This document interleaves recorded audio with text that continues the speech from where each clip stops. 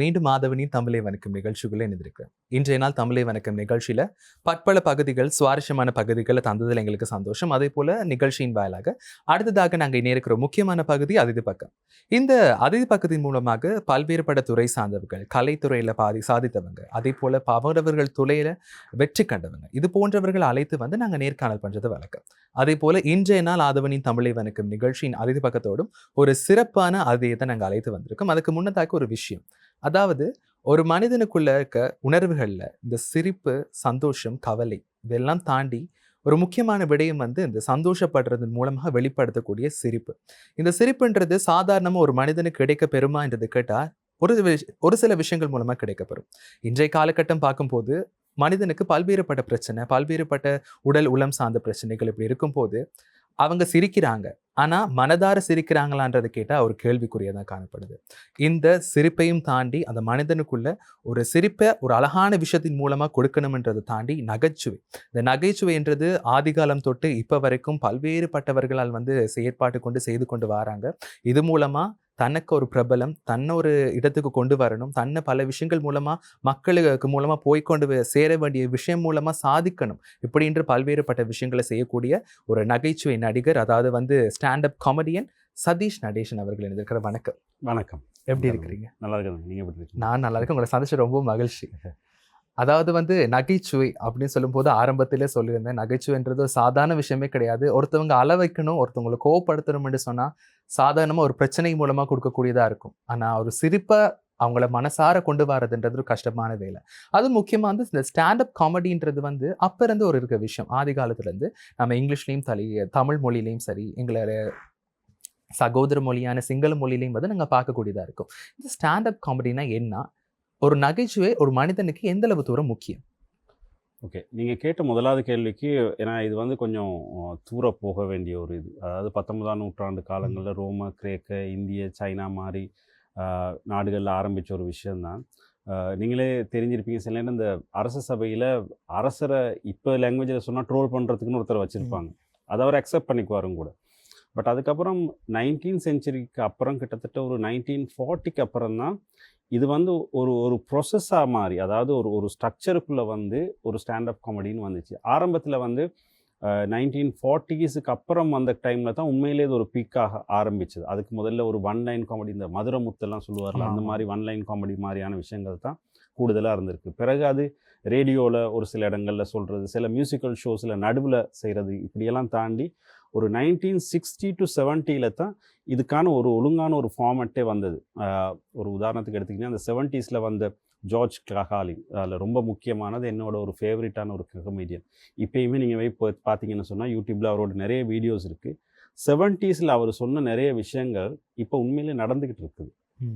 அதாவது என்னது, ஒரு ஒரு ஒரு இந்த எதிர்காலத்தை சொல்லக்கூடிய ஒருத்தர் மாதிரி அவர் சொன்ன காமெடியாக சொல்லிட்டு போன நிறைய விஷயங்கள் சீரியஸாக இப்போ நடந்துக்கிட்டு இருக்கு. பார்க்க விருப்பப்படுறவங்க பார்க்கலாம், யூடியூப்பில் இருக்குது ஜார்ஜ் காலினோட வீடியோஸ். ஸோ அவ்வளோ சீரியஸான விஷயங்களையுமே அவர் காமெடியில் சொல்லிட்டு போனது. பிறகு 70s 80s 2000க்கு அப்புறம் தான் இது ஃபுல் அண்ட் ஃபுல்லாகவே ஒரு கமர்ஷியலாக அமெரிக்காவில் வந்து, அதுக்கப்புறம் வேறு வேறு ஊர்களில் வந்து இப்போ இந்த அளவு இடத்துக்கு இது வந்திருக்குது. ஸோ இதோட வளர்ச்சி வந்து இப்போ இந்த 2026ல் பார்க்குற நேரத்தில் உலகம் பூரா எல்லா லாங்குவேஜ்லேயுமே நிறைய பேர் இருக்கிறாங்க. பட் ஒரு குறிப்பிட்ட ஒரு சிலர் மட்டும்தான் இதை வந்து இன்னும் என்ன சொல்கிறது, எல்லாருக்கிட்டையுமே கொண்டு போய் சேர்த்துக்கிட்டு இருக்கிறது ஒரு கொஞ்சம் பேர் மட்டும்தான் உலக அளவில் பார்க்க போனால். ஏன்னா வெறும் காமெடி மட்டும் இல்லை, நீங்கள் சொன்ன மாதிரி சிரிக்க வைக்கிங்கிறது அவ்வளோ ஒரு ஈஸியான விஷயம் இல்லை. ஏன்னா சில நேரம் வந்து ஃபுல்லாக ஒரு ஷோவை பார்த்து முடிச்சுட்டு ஒன்றுமே இல்லை மொக்கையாக இருந்துச்சுட்டு போகிறவங்களும் இருக்கிறாங்க. இதில் எனக்கு ஒன்றுமே பிடிக்கலன்னு இருக்கும், அதையும் ஏற்றுக்கொள்ள வேண்டிய ஒரு சிச்சுவேஷன் இருக்குது. பட் அதையும் தாண்டி கொண்டு போய் சேர்க்கறதுக்கு வேலை செஞ்சுருக்கிறவங்க நிறைய பேர் இருக்கிறாங்க. ஸோ அதிலிருந்து ஆரம்பித்து வந்தது தான் இது. மனிதனுக்கு சிரிப்பு எந்த நேரமும் சந்தோஷமாகவும் இருக்கலாது இல்லையா? குடும்பத்தில் பிரச்சனை வரலாம், சமூகத்தில் பல்வேறுபட்ட பிரச்சனை வரலாம். இருந்தாலும் ஒரு மனிதனுக்கு நகைச்சுவை, சிரிப்புன்றது வாழ்க்கையில் தேவையான ஒரு விஷயம். அது எந்த அளவுக்கு முக்கியம்ன்றது நீங்கள் பார்க்குறீங்க? இல்லை, அது ரொம்ப முக்கியமான ஒரு விஷயமா இருக்குது. ஏன்னா இப்போ இருக்கக்கூடிய இந்த லைஃபுக்குள்ளே ஓடிக்கிட்டே இருக்கிறோம். எதுக்கு ஓடுறோம், என்னத்துக்கு ஓடுறோம்னு தெரியாமல் ஓடிக்கிட்டு இருக்கிறோம். என்ன செய்கிறோன்னு தெரியாது, நின்று பார்க்குறதுக்கு கூட டைம் இல்லை. ஏன்னா இந்த ஸ்டாண்டப் காமெடியை தாண்டி ஒரு சில காமெடி சார்ந்த ஒர்க் ஷாப்புகள் மாதிரி சிலதுகள் செய்கிறது உண்டுனா, அதில் வந்து இப்போ நான் ஒரு வாங்க சிரிக்கலான்னு ஒரு சும்மா ஒரு ஒர்க் ஷாப் மாதிரி ஒன்று செய்வேன். அதில் ஒன்றும் பெருசாக இல்லை, ஒரு 10 பேர் வருவாங்க, அவங்களோட ஸ்டோரிஸை சொல்லுவாங்க. ஆக்சுவலாக பார்க்க போனால் அவங்கள்ட்டே நிறைய ஸ்டோரிஸ் இருக்குது, சிரிக்க வேண்டிய ஸ்டோரிஸ். பட் அதை கேட்குற நேரம், சொல்கிற நேரம் தான் அவங்களுக்கே தெரியுது நான் இது சிரிச்சிருக்க வேண்டிய ஸ்டோரிஸ், பட் இதை நான் அப்படி ஹேண்டில் பண்ணலையே அப்படிங்கிறது. சில நேரங்களில் ரொம்ப சீரியஸான விஷயமா இருந்தாலும் கூட ஒரு மாதத்துக்கு அப்புறம் நீங்கள் திரும்பி பார்த்தீங்கன்னு சொன்னால் உங்களுக்கே சிரிப்பாக இருக்கும். இது நான் நிறைய பார்த்துருக்குது. என்னென்னு சொன்னால், ஒரு லவ் ஃபெயிலியர் வந்தோன்னா ஒரு மாதத்துக்கு 2 மாதத்துக்கு அழுதுகிட்டு இருக்கிறவன்ட்டு திரும்ப ஒரு 3-4 மாதத்துக்கு அப்புறம் கேட்டிங்கன்னா ஏன் அழுதுன்னா அவனே சிரிக்கிற நிலைமையில் இருக்கும் சில நேரம் பார்த்தா. ஸோ நம்மளோட வாழ்க்கையில் நடக்கிற நிறைய கஷ்டமான விஷயங்கள் கூட கொஞ்சம் காலம் போய் இல்லாட்டி கொஞ்சம் தூரம் வந்து தள்ளி பார்க்குற நேரத்தில் அதுக்குள்ளே கூட சில நேரம் ஹியூமர் இருக்குது.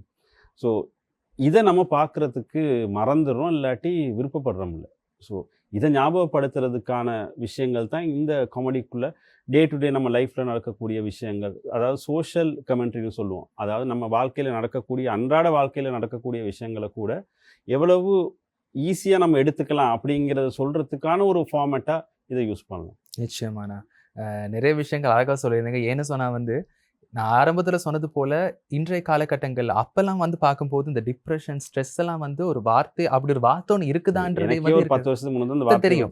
ஏன்னா அந்த காலத்துல இப்படி ஒரு வார்த்தை அப்படின்னு புழக்கத்தில் இல்லை. ஆனா இப்ப இருக்கும் போது இது ஒரு சாதாரண விஷயம். சாதாரணமா ஒரு O level படிக்கக்கூடிய ஒரு மாணவன் சொல்லக்கூடியதா இருக்கும். கிரேட் 5 ஸ்காலர்ஷிப் ஃபேஸ் பண்ற ஒரு ஸ்டூடெண்ட் கூட டிப்ரெஷனா இருக்கு, பிரச்சனையா இருக்கு அப்படின்ற மாதிரி சொல்றாங்க. இப்படி பார்க்கும்போது ஒவ்வொருவருடைய வாழ்க்கை கட்டம்ன்றது ஆண்டு மாறக்குள்ள, ஒவ்வொரு ஆண்டுகளும் மாறக்குள்ள பல்வேறுபட்ட பிரச்சனைகள் தான் வரக்கூடும். அந்த சந்தோஷம் என்றது குடும்பத்துல கொஞ்சம் அப்பப்ப அவங்களுக்கு தேவையான விஷயங்கள் அப்பப்ப வந்துட்டு போகக்கூடிய விஷயம். அதே மாதிரி இன்றைய காலகட்டங்களில் இந்த சூசைட்ஸ் அப்படின்னு பார்க்கும்போது அதிகபட்சமானவங்க இந்த மனம் விட்டு பேசல, மனம் விட்டு எந்த விடயத்தையும் சொல்லாத காரணத்தினாலதான் நிறைய பேர் வந்து இன்னைக்கு இந்த தற்கொலை என்ற முடிவுக்குள்ளேயும் வராங்க. அவங்க அந்த டைம்ல அவங்கள சந்தோஷப்படுத்துறதுக்கோ, அவங்களுக்கு ஒரு நகைச்சுவை ஏற்படுத்துறதுக்கோ, அதையும் தாண்டி அவங்களுக்கு மனசுல இருக்க விஷயத்த ஒருத்தவங்க மூலமா கன்வே பண்ணி அவங்களுக்கு அது மூலம் ஒரு ஆன்சர் கிடைக்குமா இருந்தா அதுதான் அவங்களுக்கு கிடைக்கூட ஒரு பெரிய மருந்தா இருக்கும். அதே போல இந்த நகைச்சுவை ஆரம்பத்தில் நான் சொன்னது போல ஒரு பெரிய ஒரு ஜான்ரா, அது யாருக்கும் வந்து இலகுவா கிடைக்கக்கூடிய விஷயம் இல்லை. இப்ப நான் ஒரு ஜோக் பண்ணணும்னு சொன்னாலும் அந்த ஜோக்கு சிரிப்பாங்களா இல்லையான்றது அடுத்த விஷயம், அந்த ஜோக் என்னட்டு இருந்து வருமானது தான் முதலாவது விஷயம். அந்த மாதிரி ஒரு ஸ்டாண்டப் காமெடினா பல்வேறுபட்ட விஷயங்களை நம்ம மக்களுக்காக செஞ்சுட்டு இருக்கீங்க. எப்படி இந்த இண்டஸ்ட்ரிக்குள்ள வந்தீங்க? எந்த விஷயம் உங்களை தூண்டுச்சு இந்த இண்டஸ்ட்ரிக்குள்ள வர்றதுக்கு? ஓகே, இண்டஸ்ட்ரிக்கு வரணுங்கிற ஒரு பெரிய ஐடியாவோ பிளானோ ஆரம்பத்தில் எதுவுமே என்கிட்ட இருக்கல. அதாவது நான் கிட்டத்தட்ட 23 வருஷமாக ஒரு கார்ப்பரேட் லைஃபுக்குள்ளே வாழ்ந்த ஒரு ஆள். டே இன் டே அவுட் வேலைக்கு போகிறது வாரது இதே தான் எனக்கு வாழ்க்கையாக இருந்துச்சு. இதுக்கு நடுவில் ஒரு டோஸ்ட் மாஸ்டர் அப்படிங்கிற ஒரு ஃபார்மேட்டுக்குள்ளே ஆஃபீஸ் மூலமாகவே தான் அதுக்குள்ளே உள்ளுக்கு போகிறேன். அதில் ஒரு பெர்டிகுலர் கேட்டகரி ஒன்று இருக்குது, ஹியூமரஸ் காம்படிஷன் அப்படின்னு சொல்லுவாங்க. அதாவது வந்து உங்கள் பேச்சுக்குள்ளே ஹியூமர் இருக்கணும். ஒரு சீரியஸான ஒரு காம்படிஷன் இருக்குது, ஒரு ஹியூமரஸ்னால் ஃபுல் அண்ட் ஃபுல்லாக சிரிப்பு இல்லை, பட் ஒரு சீரியஸான டாப்பிக்கோட ஹியூமர் கலந்து பேசுகிற மாதிரி. அந்த ஒரு டாபிக் காம்படிஷனுக்குள்ளே பார்ட்டிசிபேட் பண்ணுறதுக்கான ஒரு வாய்ப்பு கிடைச்சப்போ அதில் நான் வந்து வின் பண்ணுற நேரம் ஒரு ஒரு பங்களாதேஷி, அவர் இங்கே தான் இருக்கிறாரு. அவர் என்கிட்ட வந்து சொன்னார், உன்னோட பேச்சுக்கு நடுவில் ஒரு சட்டிலான காமெடி உள்ளுக்கே இருக்குது, இதை நீ இன்னும் கொஞ்சம் இம்ப்ரூவ் பண்ண பாரு, இல்லாட்டி ட்ரை பண்ணி அதை கொஞ்சம் அதுக்கு ஒர்க் பண்ணி பாரு, ஏன்னா அந்த காமெடி நல்லா வேலை செய்து உனக்கு அப்படின்னு சொன்னார். ஸோ இதுக்கு நடுவில் என்னோடய ஃப்ரெண்ட் ஒருத்தர் ஒரு ஓப்பன் மைக் ஒன்று இங்கிலீஷில் செய்கிறதுக்குன்னு சொல்லி போட்டிருந்தார், விருப்பப்பட்டவங்க வாங்கன்னு சொல்லி. சரி சும்மா ட்ரை பண்ணி பார்ப்போம்னு சொல்லி போயிட்டு ஃபஸ்ட்டாக செஞ்ச அந்த ஸ்கிரிப்டே நல்லா வேலை செஞ்சிச்சு. ஸோ அன்னைக்கு தெரிஞ்சிச்சு, ஆடியன்ஸோட ரெஸ்பான்ஸ் இருந்துச்சு. அப்போது இது எனக்கு வருது அப்படிங்கிற ஒரு ஐடியா வந்துச்சு. ஆனால் அதுக்கு முதல்ல நான் நிறைய காமெடி பார்த்துருக்குறேன். காமெடி வந்து இங்கிலீஷ் காமெடியாக இருக்கட்டும், தமிழில் வரதாக இருக்கட்டும், எல்லாமே பார்த்துருக்குறேன். பட் எனக்கு இது எந்தளவு தூரத்துக்கு செய்ய முடியுமா முடியாதாங்கிறது எனக்கு தெரியலை. பட் அந்த ஃபர்ஸ்ட் ஷோவோட ரெஸ்பான்ஸ் எனக்கு ஓகே, எனக்கும் இது வரும் அப்படின்னு நம்பிக்கை ஒன்று தந்ததுனால தொடர்ந்து அதுக்கப்புறம் செய்ய ஆரம்பித்தது. ஆக்சுவலி அது இங்கிலீஷில் செஞ்சது, பட் அதுக்கப்புறம் அது சிங்களத்தில் ட்ரை பண்ணுறதுக்கும் ஒர்க் ஆச்சு, தமிழில் ட்ரை பண்ணதும் ஒர்க் ஆச்சு. ஸோ அதுக்கப்புறம் அப்படி 3 லாங்குவேஜ்லையுமே செய்ய ஆரம்பித்தேன். அப்படி 23 இயர்ஸ் வரைக்கும் 23 இயர்ஸ் இல்லை, 23 இயர்ஸ் வேலை செஞ்சுட்டு அதுக்கப்புறம் தான் இப்போ அது ஒரு 6-7 இயர்ஸ் ஆகுது. 6-7 இயர்ஸாக போய்கிட்டு இருக்கு. முதலாக வாழ்த்துக்கள் இந்த அளவுக்கு ஒரு பயணத்துக்கு. என்ன சொன்னால் வந்து ஆரம்பத்தில் சொன்னது போல தான் நகைச்சுவை ஈஸியாக கிடைக்கக்கூடிய விஷயம் இல்லை. அதையும் தாண்டி வந்து மக்களை சிரிக்க வைக்கணும்னு சொன்னால் சாதாரண விஷயமே கிடையாது. ஒருத்தவங்களை சிரிக்க வைக்கிறத தாண்டி அந்த காமெடின்றது அந்த ஆடியன்ஸ் ஃபுல்லாகவும் கவர் பண்ணக்கூடிய விஷயம் உங்கள் கையில் மட்டும்தான் இருக்கும். இன்னொன்று வந்து இப்போ ஸ்ரீலங்காவை பொறுத்த மட்டும் வந்து இந்த ஸ்டாண்டப் காமெடி அப்படின்னு சொல்லும் போது அப்ப இருந்து சில வேளை வந்திருக்கலாம். பட் இடையில ஆரம்பிக்கப்பட்ட விஷயமா இருக்கலாம். முக்கியமா சகோதர மொழி, ஆங்கில மொழியில காணப்படக்கூடியவங்க ஸ்டாண்டப் காமெடியன்ஸ் நிறைய வந்து செய்றாங்க. அதையும் தாண்டி தென்னிந்தியாவிலும் பல்வேறுபட்டவங்க பேர் புகழ்ந்தவங்க வந்து ஸ்ரீலங்கால வந்து நிறைய ஸ்டாண்டப் காமெடி பண்றாங்க. இலங்கையில தமிழர்கள் மத்தியில இதுக்கான வரவேற்பு எப்படி இருக்கு? ஆரம்பம் இதுக்கு எப்படி இருந்துச்சு? இப்ப வரவேற்பு நல்லா கிடைக்குதா மக்கள் மத்தியில? எப்படி போய்க்கிட்டு இருக்கு? ஸ்ரீலங்காவில் நீங்கள் கேட்ட மாதிரி தமிழ் ஸ்டாண்டப் காமெடி இண்டஸ்ட்ரியை பொறுத்த வரைக்கும் இது ஒரு ஒரு சின்ன காலமாக தான் இருக்குது. கிட்டத்தட்ட ஒரு 4 வருஷத்துக்கு 5 வருஷத்துக்கு முன்னுக்கு நான் ஒரு ஒரு ஷோ செய்ய ட்ரை பண்ணேன். ஒரு 4, 5 பேரை சேர்த்துக்கிட்டு ட்ரை பண்ணேன். அந்த ஷோ ரொம்ப சக்ஸஸ்ஃபுல்லாக போச்சு. ஸோ ஆனால் அதுக்கப்புறம் செஞ்ச ஒரு சில ஷோஸ் பெரிய அளவில் சக்ஸஸ்ஃபுல்லாக போகலை. பட் இருந்தாலுமே எனக்கு என்ன பிரச்சனைனா, நான் சிங்களமும் இங்கிலீஷும் செய்கிறதுனால அந்த ஷோஸோட ஷெடியூல்ஸ் இல்லைன்னா சிங்கள ஷோஸோட ஷெடியூல்ஸுக்கு நடுவில் இன்னொரு தமிழ் ஷோ பிளான் பண்ணுறதுங்கிறது எனக்கு கொஞ்சம் டைம் பிரச்சனை. வேறு யாராவது பிளான் பண்ணாங்கன்னா அவங்களோட சேர்ந்து செய்கிறது ஓகே. பட் நானாக பிளான் பண்ணுறதுக்கு எனக்கு டைம் ஒரு பிரச்சனை இருக்குது ஷோ. ஏன்னா எல்லா நேரத்துலையும் ஷோ செய்ய இயலாது. ஒரு மாத கடைசியில் அந்த மாதிரி தான் ஷோஸையும் பிளான் பண்ணலாம். ஸோ அப்படி பார்க்குற நேரத்தில் நடந்த இவ்வளோ காலத்துக்கு நடந்த ஷோஸுக்கு ஒரு சில ஷோஸுக்கு நல்ல ரெஸ்பான்ஸ் இருந்திருக்கு. பட் கண்டினியூஸாக மற்ற லாங்குவேஜோட இருக்கான்னு கேட்டால் பெரிய அளவுக்கு இல்லை. But Indian standup comedy shows இங்கே நடக்கிற நேரம் அதுக்கு ரெஸ்பான்ஸ் இருக்குதுன்னு சொன்னால் அவங்களுக்கு இருக்கக்கூடிய எக்ஸ்போஷர் ரொம்ப அதிகம். அதாவது இங்கே அவங்க ஒரு ஒரு ஒரு பிளாட்ஃபார்மில் எனக்கும் அங்கே நிறைய ஃப்ரெண்ட்ஸ் இருக்கிறாங்க. அங்கே காமெடி செய்கிற நிறைய ஃப்ரெண்ட்ஸ் இருக்கிறாங்க. ஸோ அவங்க சில நேரம் ஆரம்பித்த டைம்லேருந்து இருக்கிறவங்கள கூட எனக்கு தெரியும். பட் அவங்களோட அந்த ஆடியன்ஸ் பெருசுங்கிறதுனால அந்த ஆடியன்ஸோட ரீச் இங்கேயும் வாரது ஒரு காரணமாக இருக்கிறதுனால இங்கே அவங்க வந்து ஷோ செய்கிற நேரங்களில் அவங்களுக்கான ரெஸ்பான்ஸ் அதிகமாக இருக்குது.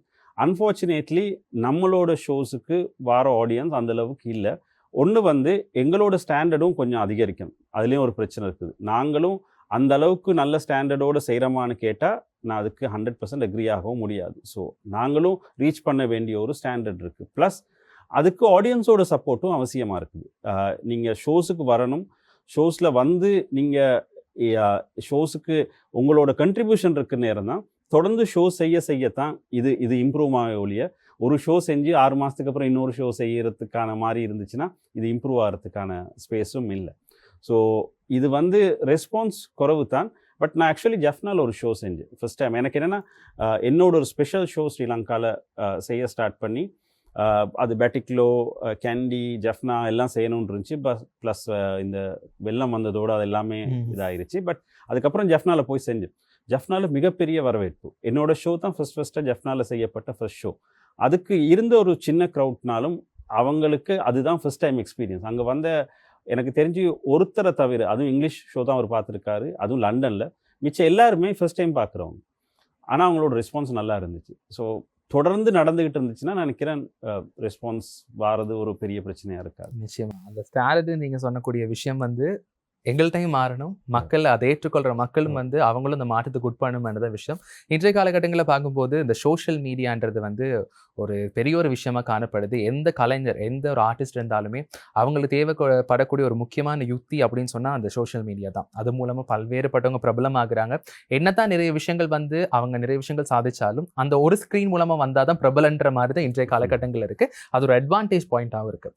அதையும் தாண்டி நீங்கள் சொன்னது போல் ஒரு நகைச்சுவை கலைஞராக, ஒரு நகைச்சுவை ஸ்டாண்டப் காமெடியனாக ஒரு காலங்களில் பயணித்து மக்களை சந்தோஷப்படுத்துறன்றதை தாண்டி இதில் வர ஸ்ட்ரகிள்ஸ், அதாவது வந்து இதுக்குள்ளே வரும்போதும் பல்வேறுபட்ட எதிர்ப்புகள் இருந்திருக்கும். அதையும் தாண்டி ஒரு காமெடியனா சாதாரணமாக ஒரு கலைஞர் வரும்போது ஒரு குறைந்தளவு எதிர்ப்புகள் இருந்தாலுமே கூட இந்த ஒரு நகைச்சுவை சம்பந்தம் ஸ்டாண்டப் காமெடினா வரும்போது பல்வேறுபட்ட விமர்சனங்கள் மக்கள் மத்தியில் வரலாம். அப்படி நீங்கள் எதிர்நோக்கிய விமர்சனங்களும் எதுவும் இருக்கா? நீங்கள் என்னென்ன மாதிரி ஸ்ட்ரகிள்ஸ் எல்லாம் ஃபேஸ் பண்ணி இந்த அளவுக்கு தூரம் வந்திருக்கீங்க?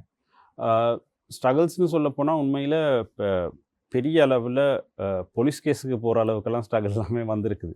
அது ஏன்னா நாங்கள் சொல்கிற விஷயங்களை பொறுத்து இருக்கிறது. ஏன்னா சிங்கள ஸ்டாண்டப் காமெடியை பொறுத்த வரைக்கும் பேசுகிற சில விஷயங்கள் எந்த அளவு தூரத்துக்கு சீரியஸாக இருக்குது.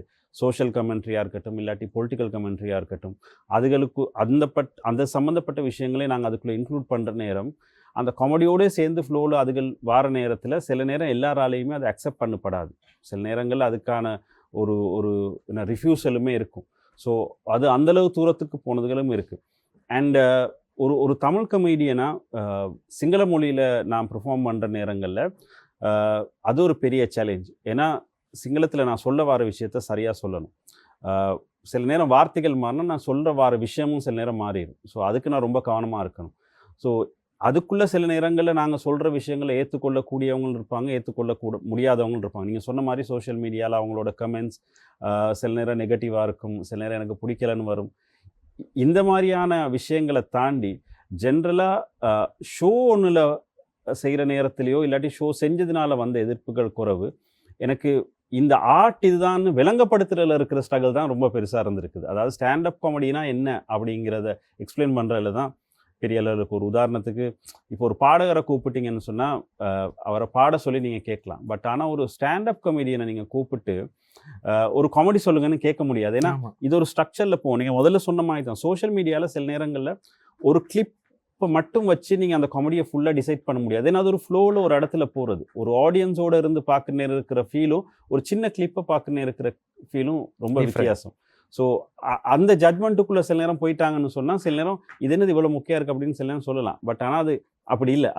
அது ஃபுல்லாக பார்த்தா மட்டும்தான் டிசிஷன் எடுக்கலாம். ஸோ இப்படிப்பட்ட தடைகள் மட்டும்தான் இருக்குதே ஒழிஞ்சு பெரிய அளவில் வேற எந்த மாதிரியான தடைகளும் இல்லை. அது நிச்சயமா என்னதான் இருந்தாலும் இந்த துறைக்குள்ள பயணிக்கும் போது அதுல வந்து மக்களுக்கு முக்கியமான விஷயத்த கொண்டு போய் சேர்க்கணும்ன்றது ஒரு முக்கிய குறிக்கோளா ஒவ்வொரு நகைச்சுவை கலைஞருக்கும் இருக்கக்கூடியதா இருக்கும். அதையும் தாண்டி உங்களுக்கு கிடைக்கக்கூடிய அங்கீகாரம் அப்படின்னு பார்க்கும்போது அந்த மக்களுடைய கைத்தட்டல், அவங்களுடைய சிரிப்பு, அதுதான் வந்து உங்களுக்கு கிடைக்கக்கூடிய ஒரு மிகப்பெரிய ஒரு பொக்கிஷமா இருக்கும்னு சொல்லலாம். அப்படிதானே?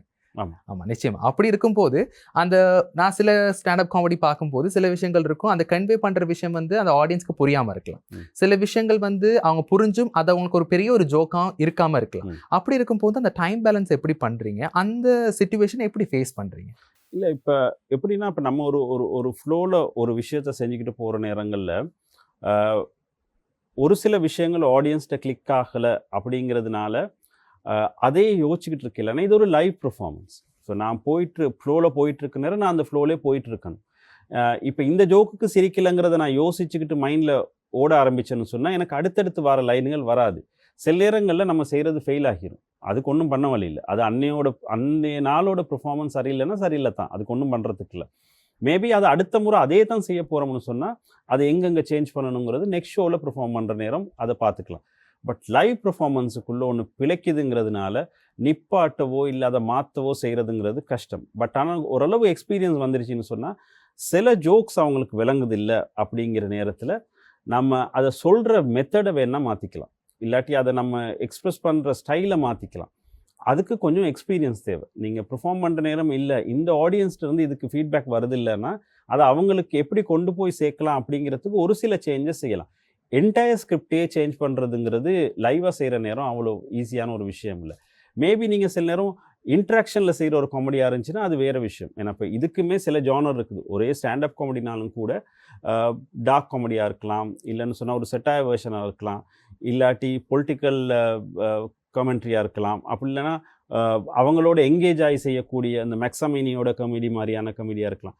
ஸோ சில ஃபார்மெட்டில் அது செய்யலாம், சிலதில் அது செய்ய முடியாது. சிலது செஞ்சு ஃபெயில் ஆனால் அன்றைய நாள் உங்களுக்கு ஃபெயிலியர் தான். நிச்சயமா நீங்கள் சொன்ன மாதிரி அதில் வெரைட்டிஸ் இருக்குல்ல, காமெடிலையும் வந்து மக்களுக்கு பிடிச்ச மாதிரி எப்படி மக்கள் எதிர்பார்க்குறாங்க, எந்த மாதிரி காமெடியை வந்து மக்கள் அதிகம் எதிர்பார்க்கக்கூடியதாக இருக்குது? அதாவது இப்போ சிங்கள ஆடியன்ஸை பொறுத்த வரைக்கும் பொலிட்டிக்கலி இருக்கக்கூடிய கமெண்ட்ரியான விஷயங்கள் அவங்களுக்கு பெரிய அளவில் இதாகும். அண்ட் சோஷியலான விஷயங்களும் கூட அப்படித்தான். டார்க் காமெடி அவங்களுக்குள்ள ஒர்க் ஆகும். அண்ட் டார்க்காக இருக்கட்டும், பொலிட்டிக்கலாக இருக்கட்டும், அது இங்கிலீஷ் ஆடியன்ஸ்டையும் வேலை செய்யும். ஸ்ரீலங்காவை பொறுத்த வரைக்கும் நமக்கு வந்து கூடுதலாக ஆடியன்ஸ் வந்து ஜென்ரலான காமெடி, அதாவது ஃபேமிலி ரிலேட்டடாக இருக்கட்டும், படம் சம்மந்தப்பட்டதாக இருக்கட்டும், அதுக்கான வரவேற்பு ரொம்ப அதிகம். பொலிட்டிக்கல் இல்லாட்டி டார்க் காமெடி அதுகளை விட அது ஸ்ரீலங்காவை பொறுத்த வரைக்கும் இருக்கிற விஷயம். நிச்சயமாக. அதாவது வந்து ஸ்டாண்டப் காமெடினா சதீஷ் என்ன பார்த்துருக்கேன். அதையும் தடி ஸ்ரீலங்காவில் ஃபர்ஸ்ட் டைமாக டிஜிட்டல் பாட்காஸ்ட்ன்றதை ஆரம்பித்ததும் நீங்கள் தான். ஓகே, அந்த பாட்காஸ்ட்ன்றதை தாண்டி ஸ்டாண்டப் காமெடின்னு பார்க்கும்போது இரண்டுக்கும் இடையிலான டிஃப்ரென்ஸ் என்ன? ஏன்னா வந்து ஒரு பாட்காஸ்ட் செய்யும்போது ஆழமான கருத்துக்களை சரியான முறை கொடுக்கக்கூடிய விஷயம் உங்கள்கிட்ட இருக்கணும். அதே ஸ்டாண்டப் காமெடின்னு சொல்லும்போது நகைச்சுவையும் கொடுக்கணும், ப்ளஸ் ஆழமான கருத்துக்களையும் தெரிவிக்கணும். இப்படி பார்க்கும்போது உங்களுடைய கண்ணோட்டத்தில் ரெண்டையும் எப்படி பார்க்குறீங்க? அந்த பாட்காஸ்ட்ன்றது எப்போ ஆரம்பிச்சிச்சு?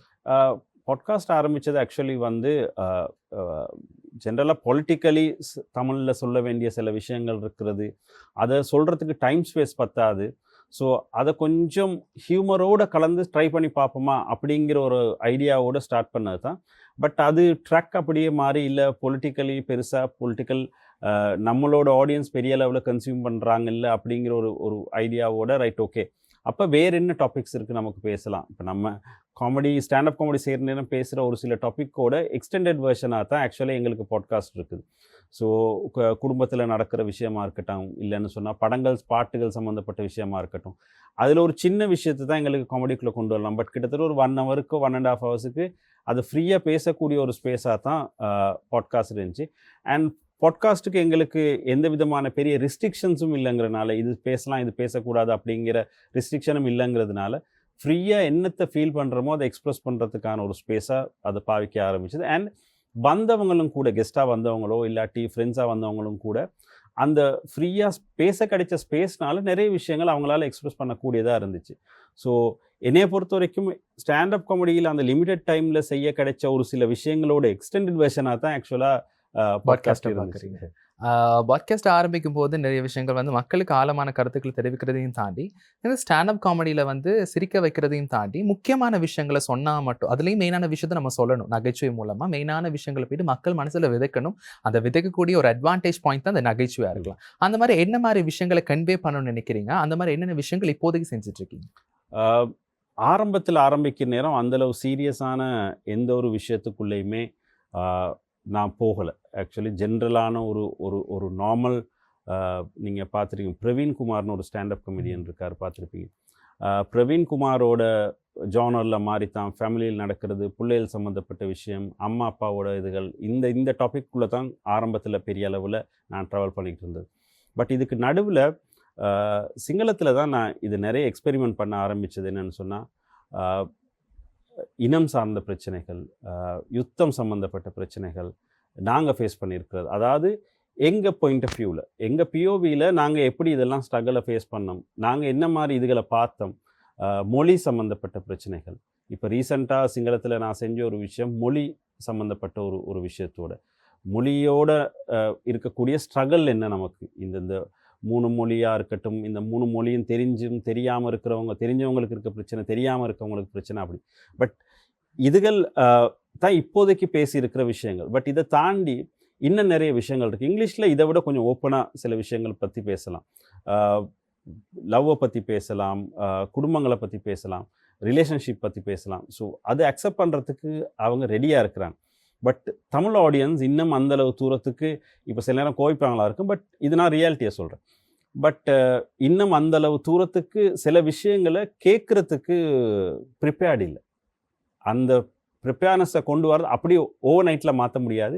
சின்ன சின்ன விஷயம். ஏன்னா எனக்கே சில நேரங்களில் நான் பேசின சில விஷயங்கள் சம்மந்தமாக சிலர் கமெண்ட் பண்ணியிருக்கேன், நீங்கள் இதை பற்றி இப்படி பேசியிருக்கிறீங்க, அப்படி ஓப்பனில் பேசக்கூடாது, இதை பற்றி பேசக்கூடாது அப்படின்னு சில விஷயங்களை குறிப்பிட்டு சொல்லியிருக்கிறாங்க.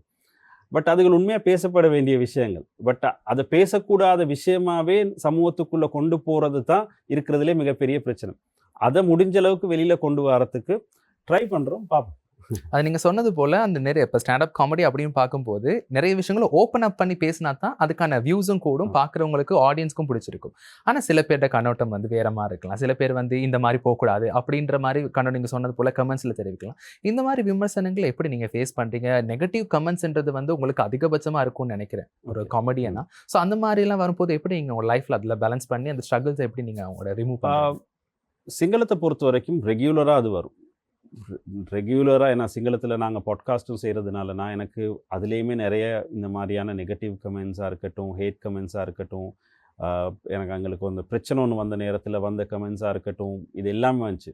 ஆக்சுவலி என்னையோட அந்த பிரச்சனையோட சம்மந்தப்பட்டிருந்த இன்னொரு 4-5 கமெடியன்ஸ் எல்லாமே சோஷியல் மீடியாவை கிட்டத்தட்ட ஒரு 6 மாதத்துக்கு யூஸ் பண்ணவே இல்லை. எல்லாமே நான் மட்டும் யூஸ் பண்ணேன். வந்த கமெண்ட் எல்லாம் வாசித்தேன், வந்த ரிப்ளை எல்லாம் பார்த்தேன். இன்றைக்கி வரைக்கும் எந்த ரிப்ளை கமெண்ட் பண்ணாலும் எல்லாத்தையும் வாசிக்கிறது. கன்ஸ்ட்ரக்டிவாக ஏதாவது இருந்துச்சுன்னா கண்டிப்பாக எடுத்துக்குவேன். பட் அதை விட்டு வேறு எது இருந்துச்சுன்னு சொன்னால் அதை பெரிய அளவில் கன்சிடர் பண்ணேன். ஏன்னா சில நேரத்தில் சில பேருக்கு இருக்கிற அவங்களோட பர்சனல் கோவம், ஆத்திரம், இல்லாட்டி அவங்களுக்கு இருக்கக்கூடிய வேறு ஏதாவது ஃப்ரஸ்ட்ரேஷனை ரிலீஸ் பண்ணுறதுக்கு அந்த பிளாட்ஃபார்மை யூஸ் பண்ணியிருப்பாங்க. ஸோ அது அண்டர்ஸ்டாண்டபிள். அதோட ஏன்னா அதோடு நான் மெனக்கட்டேன்னு சொன்னால் நான் செய்ய வேண்டிய வேலைக்கான டைம் குறைஞ்சிரும். ஸோ அதுக்குள்ள அவ்வளோ டைம் வேஸ்ட் பண்ண முடியாது. நிச்சயமா. அந்த மாற்றமும் ஒரு நாள் ஏற்படும்ன்றத நாங்களும் எதிர்பார்த்துட்டு இருக்கோம். ஏன்னா கலைஞன் அப்படின்னு வரும்போது, கலைத்துறையில பயணிக்கும்போது விமர்சனங்கள், நெகட்டிவ், பாசிட்டிவ்ன்றது அதிகமா வரும். பாசிட்டிவ்ன்றத எடுத்துக்கொண்டு, இன்னும் அட்வான்டேஜா நம்ம வளர்ந்து கொண்டு போறது நம்ம கையிலயும் இருக்கும் என்று சொல்லிட்டு, நிறைய விஷயங்கள் சொல்லிட்டு இருக்கீங்க. அதேபோல வந்து இந்த ஒரு ஸ்டாண்ட் அப் காமெடிய வந்து தன்னுடைய வாழ்க்கையில ஒரு முழுநீள வேலையாவும் சரி, ஒரு இதுல பல்வேறுபட்ட விஷயங்கள சாதிக்கலான்றது எப்படி உங்களுக்கு வந்துச்சு? இது சரி இப்ப நிறைய பேர் வந்து இப்ப நிறைய யங்ஸ்டர்ஸ் வந்து இந்த மாரி மீடியா சம்மந்தப்பட்ட விஷயங்கள், கலை சம்மந்தப்பட்ட விஷயங்கள் நிறைய பேருக்கு ஆர்வம் இருக்கு. நிறைய பேர் வரணும்னு ஆசைப்படுறாங்க. நிறைய பேர் அது மூலமா பல்வேறுபட்ட விஷயங்கள சாதிக்கிறாங்க. இது போல இது முழு நேரமா எடுத்து ஒரு வேலையா எடுத்து செய்யலாமா? என்ன மாரி ஒரு ப்ளஸ் பாயிண்ட் இருக்கு இதுக்குள்ள? அத கொஞ்சம் பத்தி சொல்றீங்களா? ஆ, நமக்கு தேவையான அதாவது நம்ம விருப்பப்பட்ட இல்லாட்டி நமக்கு இதுதான் வரும் அப்படிங்கிறத செலக்ட் பண்ணுறதுல தான் இங்கே நிறைய பேருக்கு பிரச்சனை இருக்குது. எங்கள் காலத்தில்னு சொன்னால் ஒரு 4 வேலை இருக்கும். இந்த 4 ம். வேலையை டார்கெட் பண்ணி தான் நீங்கள் எல்லாம் படிக்கணும் அப்படிங்கிறது தான் எங்களோட சமூகம் வளர்ந்த விதம். அதை தாண்டி ஒருத்தன் கலைஞனாக வரப்போகிறானா ரேடியோ இண்டஸ்ட்ரி ஆரம்பித்ததும் எங்களோட நாங்கள் ஸ்கூல் லீவ் பண்ணுற காலத்தில் தான் இந்த ரேடியோங்கிற ஒரு இண்டஸ்ட்ரியுமே ஆரம்பிச்சது. அதாவது ப்ரைவேட் சேனல்ஸ், கவர்மெண்ட் சேனல்களை விட்டு. ஸோ அப்போ அவென்யூ நிறைய ஓப்பன் ஆகிற நேரத்தில் சிலதுகள் ட்ரை பண்ணி பார்ப்போம். ஆக்சுவலாக இதுக்கு முதல்ல நாங்கள் மியூசிக் செஞ்சு இன்னையுமே கூட நான் பாட்டு எழுதுறதுகள் இருக்குது, டப்பிங் செய்கிறது இருக்குது, நடிக்கிறது இருக்குது. கலை சம்மந்தப்பட்ட எந்த ஒரு விஷயம் மேலேயுமே எனக்கு நிறைய இன்ட்ரெஸ்ட் இருக்குது. பட் இது ஃபுல் டைமாக எடுக்கணும்னு யோசிச்சது என்னென்னு சொன்னால், இது மற்றது எல்லாத்தையுமே விட இது பெட்டராக ஒர்க் பண்ண ஆரம்பிச்சு. அண்ட் ரெஸ்பான்ஸும் அதிகமாக இருந்துச்சு. நீங்கள் ஃபைனான்ஷியலாக பெரிய அளவில் இதில் சக்சீட் ஆக முடியும்னு கேட்டால் அது இன்னமுமே பெரிய சேலஞ்ச் தான். அது அவ்வளோ ஈஸி இல்லை, ரொம்ப கஷ்டமான விஷயம். அதுக்கு நீங்கள் ப்ரிப்பேர்டாக இருந்தாலே ஒழிய இதுக்குள்ளே ஃபுல் டைமாக வாரதுங்கிறது அவ்வளோ ஈஸியான விஷயம் இல்லை. ஏன்னா உங்களுக்கு ரெகுலராக ஈவெண்ட்ஸ் இருக்கணும். ரொம்ப கஷ்டம் அப்படி ரெகுலராக ஈவெண்ட்ஸ் வர்றது. அதுக்கான பிளாட்ஃபார்மை தான் இப்போ நாங்கள் உருவாக்கிக்கிட்டு இருக்கோம். லாஸ்ட் வீக் கொரியாவில் ஒரு டூர் போயிட்டு வந்தோம். நெக்ஸ்ட் இன்னொரு டூர் பிளான் பண்ணிகிட்டு இருக்கிறோம். அதுக்கு அடுத்து ஒரு டூர் பிளான் பண்ணிகிட்டு இருக்கிறோம். ஸோ இப்படி ஒரு 4-5 டூர் செஞ்சு இங்கே 2-3 பெரிய ஷோ செஞ்சால் தான் ஒரு ஆளுக்கு ஒரு வருஷத்துக்கு சஸ்டெயின் ஆகலாம் ஃபைனான்ஷியலாக. அது உங்களுக்கு குடும்பங்கள் இருக்குன்னு சொன்னால் இன்னமுமே கஷ்டம். ஏன்னா அந்தளவு தூரத்துக்கு இது இண்டஸ்ட்ரியாக பெருசாக வளரலை இன்னும். அதாவது இங்கேயுமே கூட இதை இண்டஸ்ட்ரியாக எடுக்கணும்னு செஞ்ச நிறைய இங்கிலீஷ் கமெடியன்ஸ் இப்போ ஃபுல் டைமாக யாருமே செய்கிறதில்ல. ஆக்சுவலாக சொல்ல போனால் ஃபுல் டைமாக நானும் இன்னொருத்தர் சிங்களத்தில் இருக்கார், நாங்கள் 2 பேர் மட்டும்தான் ஃபுல் டைம் கமெடியன்ஸாக இதில் வேலை செய்கிறோம். வேறு யாருமே இதில் ஃபுல் டைம் கமெடியன்ஸாக வேலை செய்கிறதில்ல. ஸோ எங்களுக்கு 2 பேருக்குமே இருக்க சேலஞ்ச் என்னென்னு சொன்னால், இன்னும் நிறைய பேர் இதுக்குள்ளே ஏன்னா பார்ட் டைமாக வாரதுங்கிறது வேறு, பட் கமிட்டடாக வராங்களாங்கிறது தான் ரொம்ப முக்கியம். கமிட்டடாக வரணும், ஸ்கிரிப்டோட வேலை செய்யணும், ஆடியன்ஸை ஜோக்குக்கு எடுக்கக்கூடாது. ஸ்கிரிப்டில் ஜோக் இருக்கலாம், பட் ஆடியன்ஸை ஜோக்குக்கு எடுக்கக்கூடாது. ஸோ அப்படி ஒர்க் பண்ண ஆரம்பித்தாங்கன்னு சொன்னால் இவெண்ட்ஸ் ஆட்டோமேட்டிக்காக உருவாகும். அதுக்கு பிறகு உங்களுக்கு இது ஒரு ஃபுல் டைம் ஜாப்பாக எடுத்து செய்யலாம். பட் இப்போ நீங்கள் கேட்டிங்கன்னா இது ரொம்ப சேலஞ்சிங். அந்த சேலஞ்சை ஃபேஸ் பண்ண ரெடியாக இருக்கிறீங்கன்னு சொன்னால் கண்டிப்பாக இதை ஃபுல் டைமாக எடுத்து செய்யலாம். அப்படி இல்லைன்னா பார்ட் டைமாக ட்ரை பண்ணி பார்க்கலாம். ஒர்க் ஆகுதுன்னு சொன்னால் அதுக்கப்புறம் ஃபுல் டைமாக இதுக்குள்ளே வரலாம். நிச்சயமா. நீங்க சொன்னது போல ஒரு நகைச்சுவை கலைஞரா இருக்கணும், ஒரு ஸ்டாண்ட் அப் காமெடியா இருக்கணும். இந்தந்த மாரி விஷயங்கள் இருந்தா, இதுல சர்வைவ் பண்ணலாம். நீண்ட நாள் இதுல உழைக்கலாம். ஒரு நல்ல பிரபலம் ஆகலாம் இது மூலம். அப்படின்னு சொன்னா என்ன மாரி விஷயங்கள சொல்லுவீங்க? ஸ்கிரிப்ட் எப்பயுமே ஃப்ரெஷ்ஷாக இருக்கணும். இப்போ ஒரு ஷோவில் செஞ்ச ஸ்கிரிப்டை நான் இன்னொரு ஷோவில் செய்கிறதில்ல. ஆனால் லாங்குவேஜ் மாற்றி செய்வோம். அதனால தான் என்னோட வீடியோஸ் பெருசாக நான் வெளியில் போடுறது இல்லைன்னா தமிழில் செஞ்ச ஸ்கிரிப்ட் சிங்களத்தில் செய்வோம், சில நேரம் அது இங்கிலீஷ்லேயும் செய்வோம். ஸோ அது மாற்றி மாற்றி செய்கிறதுங்கிறதுனால அது ஃபுல்லாக செஞ்சிட்டோம்னு சொன்னால் திரும்ப அதை வேணால் போடலாம். பட் பெரிய அளவில் சோஷியல் மீடியாவில் அதனால தான் வீடியோஸ் பெருசாக இருக்காது. ஸ்கிரிப்ட் அப்டேட் ஆகிட்டு இருக்கணும். அண்ட் ஆடியன்ஸ் எங்கே போகிறீங்க, யார் ஆடியன்ஸுங்கிறத பொறுத்து அதுக்கேற்ற மாதிரி ஏதாவது உங்களுக்கு ஸ்கிரிப்ட் செய்ய முடியும்னா செய்யணும். என்னையை பொறுத்த வரைக்கும் ஸ்கிரிப்டில் நிறைய ஒர்க் பண்ணணும், நிறைய எழுதணும். உங்களை சுற்றி நடக்கிற விஷயங்களுக்குள்ளே உங்களுக்கு அப்சர்வ் பண்ணக்கூடிய ஏதாவது விஷயங்கள் தெரிஞ்சுன்னு சொன்னால், இப்போ எங்களில் ஒரு சிலர் இருக்கிறாங்க நோட் புக்கில் எழுதிக்குவாங்க, சில பேர் ஃபோனில் மார்க் பண்ணி வச்சுக்குவாங்க, சில பேர் ஸ்கிரிப்டை ஃபுல்லாக எழுதுவாங்க, எழுதிட்டு 4-5 தடவை ஒர்க் பண்ணி திரும்ப அதை ஃபுல்லாக திரும்ப செய்வாங்க. அப்படி ஒவ்வொருத்தருக்கும் ஒரு ஸ்டைல் இருக்குது. இந்த ஸ்டைலை தான் நீங்கள் ஃபாலோ பண்ணணும்னு யாருக்கும் சொல்ல முடியாது. பட் சுற்றி நடக்கிற விஷயங்கள் நிறைய அப்சர்வ் பண்ணணும். அண்ட் ஸ்கிரிப்டில் நிறைய ஒர்க் பண்ணணும்.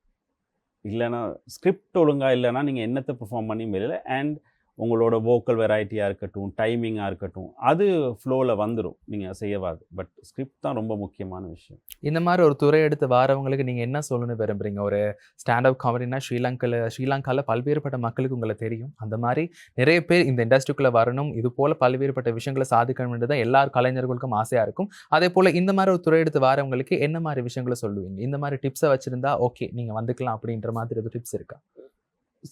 இதுதான் செய்ய போகிறேங்கிற ஃபேமான ஒரு ஒரு ஒரு டிசிஷன் இருக்கணும். அதுக்கேற்ற ஒரு ஃபோக்கஸ் கட்டாயம் அவசியம். ஆக்சுவலி நிறைய பேர் இந்த மாதிரி வந்து செய்யணும்னு வந்து கேட்டவங்க எல்லாருக்குமே நான் ஹெல்ப் பண்ணியிருக்கிறேன். யாருமே நான் ட்ரை பண்ண போகிறேன்னா ஓகே ட்ரை பண்ணுங்க, செய்ய போகிறீங்களா செய்ய போகிறீங்க. இப்பயுமே கூட என்னோட ஒர்க் பண்ணுற ஒரு சிலர் இருக்கிறாங்க. இன்னும் இல்லை இது நான் செய்ய விருப்பப்படுறேன் அப்படின்னு சொன்னவங்களுக்கு என் ஸ்டேஜில் ஸ்பேஸ் இருந்துச்சுன்னா கண்டிப்பாக அவங்களுக்கு நான் பெர்ஃபார்ம் பண்ண இடம் கொடுத்துருக்கேன். ஸோ இப்பயுமே கூட யாராவது பெர்ஃபார்ம் பண்ண கேட்டாங்கன்னா எனக்கு நெக்ஸ்ட் ஸ்டேஜில் இடம் இருக்குன்னு சொன்னால் கண்டிப்பாக அவங்கள பெர்ஃபார்ம் பண்ணணும். பட் ஆனால் அதுக்கேற்ற கமிட்மெண்ட் அவங்கள்ட்ட இருந்தும் வருமா இருந்துச்சுன்னு சொன்னாலே ஒழிய இதை கண்டினியூ பண்ணுறது ரொம்ப கஷ்டம். பட் நீங்கள் கமிட்டடாக ஃபோக்கஸ்டாக இதை தான் செய்ய வாரீங்கன்னு சொல்லி உங்களுக்கு கிளியரான ஐடியா இருந்துச்சுன்னு சொன்னால் கண்டிப்பாக செய்ய வரலாம்.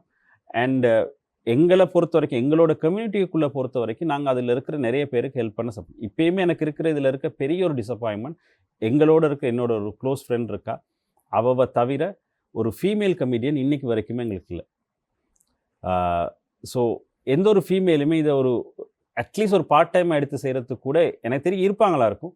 பட் ஆனால் யாருமே இன்னும் அதுக்கு முயற்சி எடுக்கலை, முன் வரல. யாராவது கண்ட நேரத்தில் நான் சில பேரை ஃபோர்ஸ் பண்ணியும் கேட்டிருக்கிறேன், வந்து ட்ரை பண்ணி பாருங்கன்னு சொல்லி. ஆனால் வந்தது இல்லை. ஆனால் திறமைன்றது அவங்களுக்கு ஒளிஞ்சிருக்கும், இருக்குனால தான் நான் கேட்டிருக்கிறேன். அதனால முன்னுக்கு வர மாட்டேன்றாங்க. இந்த ஒரு விஷயம் தான். ஏன்னு சொன்னா வந்து இந்த கலைத்துறையில பயணிக்கணும் அப்படின்னு வரும்போது 4 பேர் எப்படி சொல்லிடுவாங்களோ, 4 பேர் இது வேறு விதமா பார்த்துருவாங்களோன்றது தான் நிறைய பேருடைய கண்ணோட்டம். எல்லாரும் சொல்ல ஒரு குறிப்பிட்டவங்க. அப்படின்றனால உங்களுக்குள்ள இருக்க திறமையை நாம இன்னுமே மூடி மறைச்சிருக்கோம். முக்கியமா பெண்களும் ஆண்களும் சரி, நிறைய பேர் திறமையினூடாக வெளிவரணும்ன்றது ஆசை வந்து எல்லாருக்கும் இருக்கும். அதுதான் உங்களுக்கான ஒரு அங்கீகாரம்னு சொல்லலாம். திறமைன்றது எல்லாருக்கும் ஒளிந்திருக்கிற விஷயம். இப்போ கலைஞர்கள் அப்படின்னு பார்க்கும்போது ஆக்டிங்கா இருக்கட்டும், பிரசனிங்கா இருக்கட்டும், காமெடியனா இருக்கட்டும், எல்லாமே வந்து ஒரு கலை சம்பந்தப்பட்ட விஷயம். இந்த கலை சம்பந்தப்பட்ட விஷயம் நீங்க கடவுளால நீங்க பிறக்குள்ள நீங்க இவங்க தான், உங்களுக்கு இந்த திறமை இருக்கணும் அப்படின்ற மாதிரி படைக்கப்பட்ட பிறகு நாங்க எங்களுக்கால, அதாவது ஆர்டிஃபிஷியல் மூலமானு சொல்லலாம்லே அழகா, அப்ப நாங்க படிச்சு அது மூலமா வேற விஷயங்கள் என்ன தெரிஞ்சு படிச்சுட்டு ஒரு அக்கௌண்டன்ட் ஆகுறதோ, ஒரு டீச்சர் ஆகுறதோ, லாயர் ஆகுறதோ, டாக்டர் ஆகுறதுன்றது அதுக்கு எதிர்ப்பான ஒரு விஷயம். அதை தவிர ஒரு மற்ற விஷயம் அது உங்களால் உருவாக்கப்பட்டது. ஆனா உங்களுக்குள்ள இருக்க திறமையை நம்ம கட்டாயமா ஒரு நாள் வளர்த்துக் கொள்வோமா இருந்தா நிச்சயமா அதுக்கான பிரபலம் தான் நீங்கன்ற மாதிரி தான் ஒரு நாள் சொல்லிடு. அதான் எல்லா கலைஞர்களும் ஒளிந்திருக்கக்கூடிய ஒரு முக்கியமான விஷயம்னு இருக்கலாம். நிச்சயமா நிறைய விஷயங்கள் சொல்லியிருந்தீங்க. முக்கியமா அந்த கலைத்துறை, இந்த காமெடின்னா என்றது, இந்த காமெடிக்குள்ள நீங்க செய்யக்கூடிய விஷயங்கள் நிறைய சொல்லியிருந்தீங்க. அதே போல எதிர்காலத்திலும் ஃபியூச்சர் ப்ராஜெக்ட்ஸ் எதுவும் இருக்கா செய்யறதுக்கு? ஃபியூச்சர் ப்ராஜெக்ட்ஸ்னால் இப்போ இப்போதைக்கு என்னோட தமிழ் ஸ்பெஷல் செஞ்சுக்கிட்டு இருந்ததில் கண்டினியூவேஷன் இருக்குது. பட் அன்ஃபார்ச்சுனேட்லி இன்னொரு டூர் வருது. கிட்டத்தட்ட 1 மாதத்துக்கு ஸ்ரீலங்காவில் இருக்க மாட்டோம். ஸோ அதுக்கு ப்ரிப்பேர் பண்ண வேண்டி இருக்குது. அண்ட் என்னோட இந்த ஒரு சின்ன கம்யூனிட்டியான ஒரு சின்ன ஒரு குரூப் எடுத்து அவங்களோட ஒரு டிஸ்கஷன் மாதிரி செய்கிறது இன்னும் அதிகமாக செய்ய வேண்டிய ஒரு இது இருக்குது, அது செய்ய இருக்குது. அண்ட் தமிழ் இண்டஸ்ட்ரி இதை விட கொஞ்சம் பெட்டர் ஆக்குறதுக்கு நிறைய வேலைகள் செய்ய வேண்டியிருக்குது. அதுக்கு என்ன பிரச்சனைனா தனியாக செய்கிறது கொஞ்சம் கஷ்டம். அதனால தான் டைம் ஆகுது. பட் பிளான்ஸும் ப்ரொஜெக்ட்ஸும் ஐடியாஸ் இருக்குது. இப்போதைக்கு டூரில் கொஞ்சம் கன்சன்ட்ரேஷன் இருக்கிறதுனால மற்ற வேலைகள் எதுவுமே செய்ய முடியாமல் இருக்குது. நிச்சயமாக. அண்ட் முக்கியமாக அந்த முதல்ல நீங்கள் சொன்ன விஷயத்துக்கு இன்னொரு விஷயம், இந்த இண்டஸ்ட்ரியை பொறுத்த வரைக்கும் ஆண்கள் சொல்கிற நேரம் அக்செப்ட் பண்ணுற இந்த சமூகம் பெண்கள் சொல்கிற நேரம் நிறைய ஜட்மெண்ட் ஆகுது. அதனால தான் உண்மையில் நிறைய பெண்கள் விருப்பப்பட்டு வாரதில்லை இந்த இண்டஸ்ட்ரி. நிச்சயமா அந்த மாற்றமும் ஒரு நாளைக்கு ஏற்படும் என்றது எங்களுடைய ஆசையுமே கூட. இன்றைய நாள் ஆதவனின் தமிழை வணக்கம் நிகழ்ச்சியினூடாக ஸ்டாண்டப் காமெடியன் சதீஷன் நடேசன் அவர்கள் இணைந்ததாக நிறைய விஷயங்கள் சொல்லியிருந்தீங்க. முக்கியமாக உங்களுடைய வாழ்க்கை பயணம் இந்த ஸ்டாண்டப் காமெடியில் ஸ்ரீலங்காவில் நீங்களும் கொடிக்கட்டி பறக்கணும், பல விஷயங்கள் இது மூலமாக சாதிக்கணும், நீங்களும் பிரபலமாகணும், இது மூலமாக பல்வேறு மக்கள் வந்து இதன் மூலமாக உள்ளுக்கு வரணும், நிறைய விஷயங்களை சாதிக்கணும் என்றது ஆசையுமே கூட. எந்த விஷயம் செய்தாலும் வந்து அது உங்களுக்கு சக்ஸஸ்ஃபுல்லாக அமையணும். இந்த பொன்னான நேரத்தை எங்களுக்கு வழங்கியதுக்கு மனமார்ந்த நன்றிகள். உண்மையில ஸ்டாண்டப் காமெடிக்கான ஒரு ஸ்பேஸை கொடுத்ததுக்கு ஆதன் டிவிக்கும் உங்களுக்கும் ரொம்ப நன்றி. உங்களுக்கும் எனது வாழ்த்துக்கள்.